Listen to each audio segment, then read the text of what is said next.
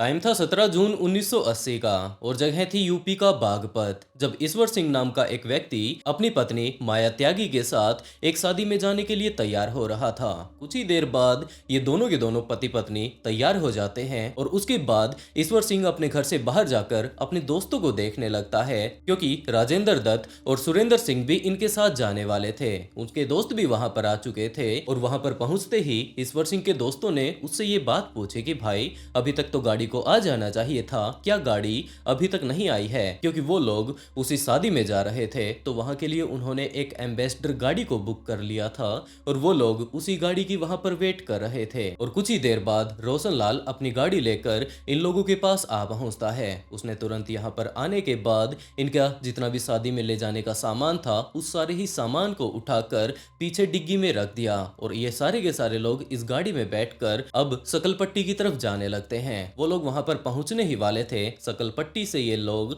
लगभग 15-20 किलोमीटर दूर थे कि बीच रास्ते में इनकी गाड़ी में पंचर हो जाता है। धीरे धीरे कर पूरी की पूरी हवा निकल चुकी थी और उसके बाद रोशनलाल अपनी गाड़ी को साइड में लगा लेता है और जैसे ही उसने गाड़ी से नीचे उतरकर टायर की तरफ देखा तो वो थोड़ा परेशान हो जाता है और उसने ईश्वर सिंह से यही बात बताई कि सर थोड़ी दिक्कत चल रही है, यहाँ पर एक पंचर हो गया है। तो इस टाइम तक ईश्वर सिंह भी गाड़ी से नीचे उतर चुके थे और वो यही बात कहते हैं कि भाई देख ले, यहाँ पर कोई ना कोई आसपास में पंचर वाला मिल ही जाएगा। और तब तक वो वहां पर मौजूद एक चाय की टपरी पर जाकर इसी बारे में पूछताछ करने लगते हैं कि हमारी गाड़ी में पंचर हो गया है, तो यहाँ पर आसपास में पंचर लगाने वाला कहाँ पर होगा? तो उस चाय वाले ने ये बात कही कि आप चिंता बिल्कुल भी मत कीजिए, यहाँ से कुछ एक दूरी पर ही एक टायर पंचर वाला है, आपको वहां पर अपनी गाड़ी ले जाने की भी जरूरत नहीं। अगर आप जाकर बता देते हैं कि आपके पास गाड़ी है और अब उसकी हवा निकल चुकी है तो वो अपना सारा का सारा सामान उठाकर आपकी गाड़ी के पास ही आ जाएगा और यहाँ पर आने के बाद आपकी गाड़ी को ठीक कर देगा। तो ईश्वर सिंह इस बात के लिए राजी हो जाता है और वो वापस जाकर रोशनलाल को इन सारी ही चीजों के बारे में बताने लगता है। और दूसरी तरफ उसने अपने दोनों ही दोस्त सुरेंद्र और राजेंद्र को भी नीचे बुला लिया कि भाई यहाँ पर पंचर लगने में तो थोड़ा टाइम लगने वाला है, क्यों न तब तक हम लोग यहाँ पर जो ये चाय की टपरी है यहाँ पर चाय पी लें। माया त्यागी भी इस टाइम गाड़ी के अंदर ही बैठी हुई थी। उसने इस बात से मना कर दिया कि वो चाय नहीं पीना चाहती। तो ये तीनों ही दोस्त मिलकर उस चाय की टपरी पर जा पहुंचते हैं और वहां पर बैठकर चाय पीना शुरू कर देते हैं। और जैसे ही वो पंचर लगाने वाला बंदा आकर इनकी गाड़ी में पंचर लगा रहा था कि इसी टाइम दो लोग यहाँ पर इनकी गाड़ी के पास आ पहुंचते हैं और वो लोग इस गाड़ी के आसपास ही इस टाइम नॉर्मली घूम रहे थे, इस गाड़ी को देख रहे थे। और इसी टाइम उनकी नजर माया त्यागी के ऊपर पड़ती है, क्योंकि माया त्यागी इस टाइम शादी में जा रही थी तो उसने काफी सारे गहने पहन रखे थे और उन लोगों ने जैसे ही उनके गहनों के ऊपर अपनी नजर डाली तो उनके मन में लालच आ जाता है और वो उसका सोने का हार तोड़कर वहां से भागने की कोशिश करते हैं। लेकिन जैसे ही उन्होंने माया त्यागी की तरफ अपना हाथ बढ़ाया तो माया त्यागी उनका हाथ वहीं पर पकड़ लेती है और वो उन्हें पकड़कर पीछे धकेल देती है। वो दोनों के दोनों दोबारा से खड़े होते हैं और उसके बाद अपनी जैसे कि उसकी बेइज्जती हो गई हो वो दोबारा से माया त्यागी के पास जा पहुंचते हैं। और इन सारी ही चीजों को दूसरी तरफ वो तीनों के तीनों दोस्त जो इस टाइम चाय की टपरी पर चाय पी रहे थे उनमें से सुरेंद्र ने देख लिया और उसने ईश्वर से ये बात कही कि भाई वहां पर कोई ना कोई ऐसा बंदा है जो कि भाभी को परेशान कर रहा है। और उसके बाद वो तीनों के तीनों यहाँ पर उन लोगों के पास आ पहुंचते हैं और उसके बाद जैसे ही उन्हें पता चलता है कि ये तो चोरी करने की कोशिश कर रहे थे, अब वो माया त्यागी के साथ छेड़खानी कर रहे हैं, तो इन तीनों ही दोस्तों ने मिलकर उन्हें मारना और पीटना शुरू कर दिया। काफी ज्यादा अच्छे से वो जमकर उन्हें पीटते हैं और उसके बाद वो उन्हें वहां से भगा देते हैं। और ये सभी चीजें वो चाय की टपरी वाला व्यक्ति देख रहा था। जैसे ही वो लोग वापस से चाय की टपरी वाले के पास पैसे देने के लिए जाते हैं तो उसने ये बात कही कि भाई वहां पर क्या हो गया था। और उसके बाद ईश्वर त्यागी ने ये बात कही कि कुछ इस तरीके से कोई बंदा मेरी पत्नी को परेशान कर रहा था और हम लोगों ने कुछ इस तरीके से उसे मजा चखाया है कि वो आगे से किसी भी लड़की को नहीं छेड़ेगा। लेकिन उस चाय की टपरी वाले ने ये बात बताई कि तुमने गलत पंगा ले लिया है, क्योंकि ये कोई नॉर्मल लुटेरे नहीं थे, जबकि ये तो यहाँ के पास के पुलिस स्टेशन के सब इंस्पेक्टर थे। और तुम लोगों के लिए अच्छा तो यही रहेगा कि तुम लोग जल्द से जल्द यहाँ से निकल जाओ, क्योंकि जिस तरीके से अब ये आखिरी टाइम में पिट कर यहाँ से गए हैं मुझे मुझे पक्का विश्वास है कि ये तुम्हारे ऊपर हमला जरूर करने वाले हैं। जैसे ही ईश्वर त्यागी को, सुरेंद्र को और उसके दोस्त राजेंद्र को इसके बारे में पता चलता है तो वो लोग जल्दी से जल्दी जाकर पेंचर वाले से पूछने लगते हैं कि हाँ भाई कितनी देर लगने वाली है। पेंचर वाला भी समझ चुका था कि यहाँ पर क्या कुछ हुआ था, तो उसने यही बात कही कि पेंचर लग चुका है और आप लोग जितना जल्दी हो सके यहाँ से चले जाइए। तो अब रोशनलाल ने अपनी गाड़ी स्टार्ट करनी शुरू कर दी, लेकिन वो गाड़ी स्टार्ट होते ही नहीं है। एक के बाद एक लगातार वो सेल्फ स्टार्ट करने की कोशिश कर रहा था, लेकिन गाड़ी तो स्टार्ट हुई ही नहीं। और उसके बाद रोशनलाल ने यही बात कही कि मेरी गाड़ी शायद खराब हो गई है और हम लोगों को अगर जल्दी से जल्दी यहाँ से निकलना है, क्योंकि अब अगर आगे जाकर मैं इसका बोनट खोलूंगा तो उसमें टाइम लग जाएगा। तो क्या आप लोग प्लीज जाकर पीछे से इसे धक्का लगा पाएंगे? तो पहले से ही ये लोग मुसीबत में तो फंसे ही हुए थे, तो ईश्वर सिंह और उसके दोनों ही दोस्त खड़े होकर तुरंत गाड़ी के पीछे जाते हैं और वहां पर उसे धक्का लगाना शुरू कर देते हैं। और जैसे ही ये गाड़ी बस स्टार्ट होने ही वाली थी, वो लोग लगातार गाड़ी को धक्का लगाते जा रहे थे कि उसी टाइम कुछ एक पुलिस ऑफिसर वहां पर आ पहुंचते हैं और वो लोग लगातार दूर से ही ये आवाजें लगाते आ रहे थे कि डकैती करने वाले हमें मिल चुके हैं, हम लोग इन्हें छोड़ने वाले नहीं हैं। और ये लोग कोई और नहीं जबकि वही दो बंदे थे जो कि आखिरी टाइम में यहाँ पर ईश्वर त्यागी के द्वारा और उसके दो दोस्तों द्वारा पीटे गए थे। तो अब ये लोग पूरे तरीके से वर्दी वगैरह अपनी पहन कर आ चुके थे और यहाँ पर आते ही उन्होंने इनके साथ बातें करने की कोशिश नहीं की। जब वो लोग उनसे लगभग 50-60 मीटर दूर थे तो उन्होंने वहीं से उनके ऊपर गोलियां चलानी शुरू कर दी। वो लोग ये दावा कर रहे थे कि यहाँ पर पास में जो बैंक है, इन लोगों ने वहां पर डकैती डाली है। अब डकैती डाल लेने के बाद ये लोग यहाँ से भागने की कोशिश कर रहे हैं, लेकिन एंड टाइम पर इनकी गाड़ी ही स्टार्ट नहीं हुई। तो उन लोगों ने ना तो उनके साथ जाकर बातें करने की कोशिश की, ना कुछ और, सीधा का सीधा गोलियों से उन्हें भून डाला। और गाड़ी के पीछे ईश्वर त्यागी, उसका दोस्त राजेंद्र दत्त, सुरेंद्र सिंह जो गाड़ी को धक्का लगा रहे थे, एट ए टाइम वहीं पर अपनी जान गंवा देते हैं। वो एसआई जो कि यहाँ पर थोड़ी देर पहले पिट कर गया था, नरेंद्र सिंह चौहान, आगे आता है, माया त्यागी के दोबारा से गले को पकड़ता है और उसके बाद बड़े ही बेदर्दी से उसे गाड़ी से बाहर निकालने लगता है। जब वो गाड़ी से उसे बाहर निकाल रहा था तो इस टाइम माया त्यागी ने साड़ी पहन रखी थी और उसका ऊपर से ब्लाउज फट जाता है। इन सारी ही चीजों को यहाँ पर आसपास के जितने भी और लोग थे वो भी देख रहे थे, लेकिन किसी के भी अंदर इतनी हिम्मत नहीं थी कि वो डायरेक्टली जाकर ये बात बोल पाए कि जो कुछ भी वो इस टाइम कर रहे हैं वो गलत है, क्योंकि यहाँ पर अभी अभी कुछ एक देर पहले ही 3 लोगों की बड़ी ही बेदर्दी से जान ले ली थी। वो लोग माया त्यागी को गाड़ी से नीचे उतारते हैं और उसके बाद लगातार उसे थप्पड़ मारने लगते हैं। एक एक करके उन्होंने, वो लोग उसके पास आते जा रहे थे, कोई तो उसका ब्लाउज खींच रहा था, कोई उसकी साड़ी खींच रहा था, जितने भी उसके शरीर पर कपड़े थे एक एक करके वो लोग उन कपड़ों को फाड़ते जा रहे थे। उन्हें लगभग 5 से 10 मिनट का ही टाइम लगा होगा कि इस टाइम माया त्यागी के शरीर पर एक भी कपड़ा मौजूद नहीं था। आखिरी टाइम में जो उसके अंडरगारमेंट थे, पुलिस ने वो भी उसके शरीर पर नहीं छोड़े, सारे के सारे कपड़े वो उसके उतार देते हैं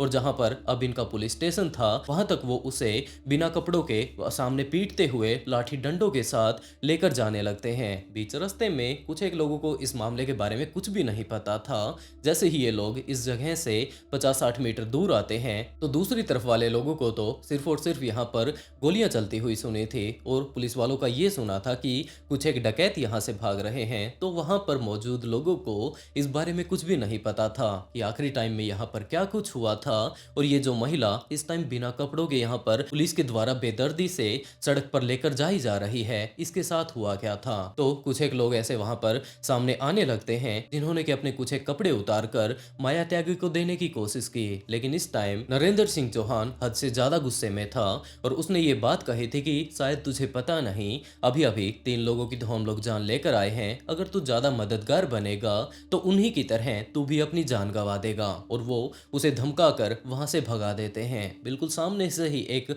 बूढ़ा व्यक्ति जब इस सारे के सारे सीन को देखता है तो वो भी माया त्यागी की मदद करने से अपने आप को नहीं रोक पाया और उसने अपना मफलर उतार कर माया त्यागी को देने की कोशिश की कि बेटा ये तुमने अपना कैसा हाल बना लिया है, यहाँ पर तुम्हारे साथ क्या कुछ हो रहा है। तो उस बूढ़े आदमी ने अपनी पगड़ी उतार कर उस टाइम माया त्यागी को देने की कोशिश की, लेकिन उसी टाइम नरेंद्र सिंह चौहान सामने आता है और उसने ये बात कही कि शायद तुम भी अपनी जान गंवा देना चाहते हो और उसने काफी ज्यादा बुरे तरीके से लताड़ते हुए उस आदमी को दूसरी तरफ फेंक दिया और वो माया त्यागी की पीठ पर एक लात मार देता है। जैसे ही माया त्यागी को ये लात लगती है तो वो नीचे जमीन पर गिर जाती है और उसके बाद बिना कपड़ों के वो लगातार सड़क पर आगे से आगे गुरड़ती जा रही थी। जैसे तैसे कर वो अपने आप को दोबारा से संभालती है, लेकिन पुलिस ऑफिसर्स अब उसके ऊपर बिल्कुल भी रियायत नहीं दिखा रहे थे। कुछ ही देर बाद वो लोग पुलिस स्टेशन में पहुंच जाते हैं और ये बात कही जाती है कि पुलिस स्टेशन के अंदर जा लेने के बाद उसे काफी सारे पुलिस ऑफिसर्स के द्वारा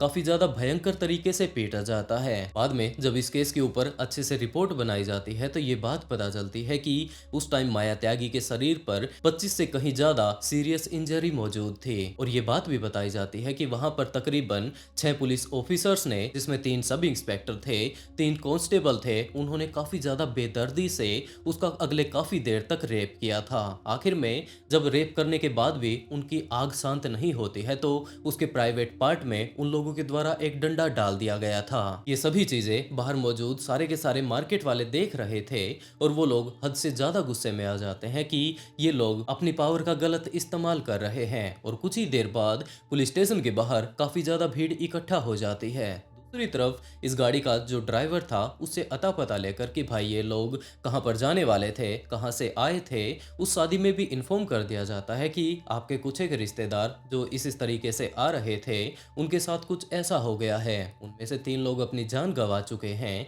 और एक जो महिला है वो अभी भी थाने में बंद है। ईश्वर त्यागी के भाई विनोद को भी इस बारे में बता दिया जाता है, लेकिन विनोद इस बात के ऊपर विश्वास ही नहीं कर पाता क्योंकि वो इस टाइम यूपी पुलिस में ही लगा हुआ था। तो वो जैसे तैसे कर अपने भाइयों के पास जा पहुंचता है और वहां पर जाकर अपने सीनियर्स के सामने मिन्नतें कर लेने के बाद और बाहर जो ये इतने सारे लोग आकर प्रोटेस्ट कर रहे थे कि ये पुलिस ऑफिसर किस तरीके से एक महिला को बिना कपड़ों के इस तरीके से मार्केट से लेकर आए थे, ये बिल्कुल भी सहन नहीं किया जाएगा। उसके चलते माया त्यागी को वहां से रिहा कर दिया जाता है। लेकिन अभी भी पुलिस ऑफिसर्स ने जो रिपोर्ट बनाई थी, क्योंकि उन्होंने 3 लोगों का इनकाउंटर कर दिया था, उसकी तो यही रिपोर्ट बनाई थी कि ये लोग यहाँ पर मौजूद बैंक से डकैती करके यहाँ से भागने की कोशिश कर रहे थे। लेकिन जैसे जैसे ये बातें यहाँ पर आस पड़ोस में और लोगों को पता चलती है तो काफी ज्यादा भीड़ इस टाइम उस पुलिस स्टेशन के बाहर जाकर धरना प्रदर्शन करने लगती है कि एक फेक इनकाउंटर में 3 लोगों की काफी ज्यादा बेदर्दी से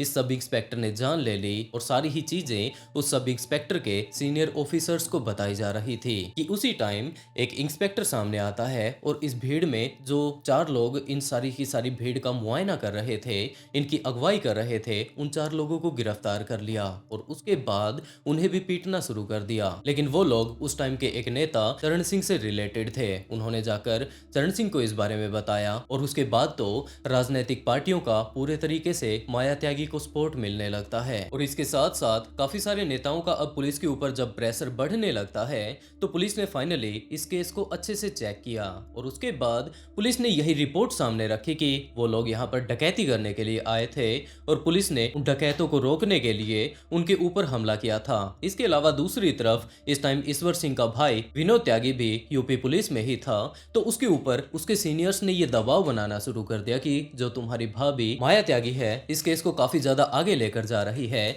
उसे शांत करवा दो, नहीं तो एक तो तुम्हें जॉब से निकाल दिया जाएगा, इसके साथ साथ तुम्हारी भाभी को भी नहीं बख्शा जाएगा, हो सकता है उन्हें अपनी जान भी गंवानी पड़े। इस टाइम विनोद काफी ज्यादा कंफ्यूजन में था कि अब वो करे तो क्या करे। एक तरफ तो उसके भाई ने अपनी जान गंवा दी, दूसरी तरफ उसके दोनों के दोनों दोस्त इस दुनिया में नहीं रहे। इसकी भाभी का उन पुलिस वालों ने क्या ज्यादा बुरा हाल किया था उसे तो वो भूल ही नहीं सकता। जब भी वो उस जगह पर जाता तो काफी सारे ऐसे लोग वहां पर आकर विनोद को बताने लगते कि भाई कुछ इस तरीके से उसके सारे के सारे कपड़े बीच सड़क पर ही उतार दिए गए थे, लाते घुस्से मारते हुए उसके ऊपर। वो ये नहीं देख रहे थे कि उसके शरीर पर कहां पर लाठी डंडे लग रहे हैं, वो उन्हें काफी ज्यादा बुरे तरीके से पीटते पीटते पुलिस स्टेशन लेकर गए थे। तो उसने अब इसी बात का डिसीजन लिया कि वो अपनी भाभी को बिल्कुल जैसा कि उनके साथ अन्याय हुआ है वो उन्हें न्याय ही दिलाने वाला है। और उसके बाद एक दिन ऐसा भी आया, क्योंकि इस टाइम विनोद त्यागी अपने भाई का अंतिम संस्कार करने के लिए गांव गया हुआ था, तो पीछे से उसे यही बात पता चलती है कि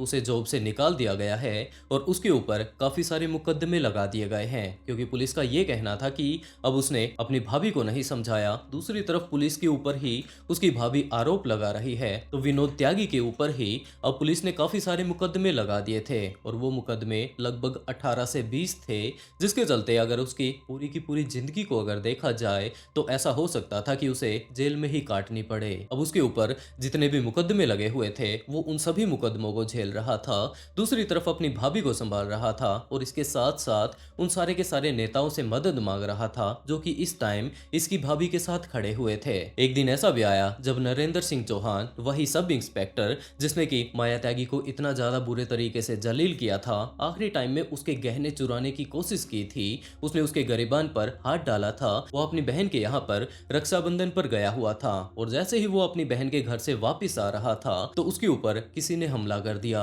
लगातार उसके ऊपर गोलियां चल रही थी और एक दो गोली उसके शरीर में लगती हैं और उसके बाद वो अपनी बाइक से नीचे गिर जाता है। जैसे ही वो नीचे गिरता है तो जिसने इसके ऊपर गोलियां चलाई थी वो बंदा दूर नहीं रहता या फिर वो वहां से भागकर नहीं जाता, जबकि वो बिल्कुल उसके पास आकर उसको लगभग 3 से 4 गोलियां और भी मारता है और उसके बाद वो वहां से चला जाता है। काफी सारे लोगों का तो ये कहना था कि ये कोई और नहीं जबकि ये तो ईश्वर सिंह का भाई विनोद त्यागी था, लेकिन वो सारे के सारे लोग इस बारे में काफी अच्छे से जानते थे कि किस तरीके का इस बंदे ने क्या कुछ कांड किया है और इसकी ये सजा तो इसे मिलनी ही चाहिए थी, जिसके तौर पर वहां पर कोई भी ऐसा शिनाख्ती नहीं मिला जो कि इस बात को एक्सेप्ट कर पाए कि हाँ विनोद ने उसे कुछ इस तरीके से मारते हुए उसे देखा था। सारे के सारे लोग इस बात से मना कर देते हैं कि इसके साथ हादसा तो हुआ था, लेकिन जब तक हम लोग आखिरी टाइम में यहाँ पर आ पाते वो बंदा यहाँ से जा चुका था। एक तरफ पुलिस नरेंद्र के केस पर काम कर रही थी और दूसरी तरफ काफी सारे नेता जब इनके पक्ष में आ चुके थे तो उन्होंने ये डिमांड की कि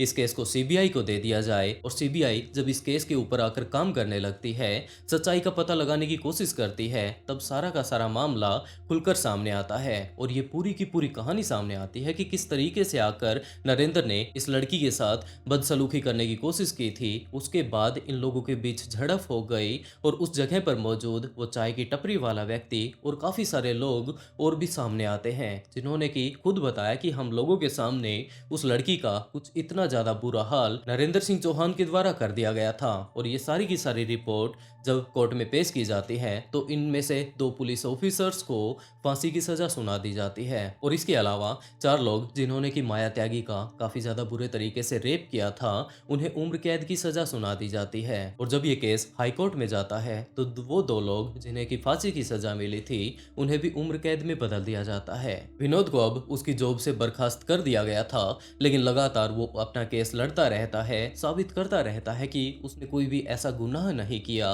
जिसके चलते उसे जॉब से निकाल दिया जाए। और ये बात कही जाती है कि आखिरी में 2009-10 के आसपास दोबारा से उसने जाकर ज्वाइन कर लिया। वैसे दोस्तों आप लोग इस पूरी की पूरी कहानी को जान चुके हैं, तो आप लोग इस केस के बारे में क्या कहना चाहेंगे? आप लोग अपनी राय कमेंट बॉक्स में जरूर बताइएगा। मैं आप लोगों के एक एक कमेंट की वेट करूंगा। और दोस्तों आज के लिए बस इतना ही। अगर स्टोरी सुनाने का तरीका अगर पसंद आया हो तो इसी तरीके के काफी सारे ट्विस्टेड केस मैं यहाँ पर लेकर आता रहता हूँ। आप लोग वीडियो को लाइक कर ऑफबीट पॉडकास्ट को सब्सक्राइब जरूर कर लें। और इसी के साथ दोस्तों आज का शाउट आउट जलाल लतीफ को and write a beautiful comment to get a shout out in next video. बहुत जल्द मिलते हैं एक और नए ट्विस्टेड केस के साथ।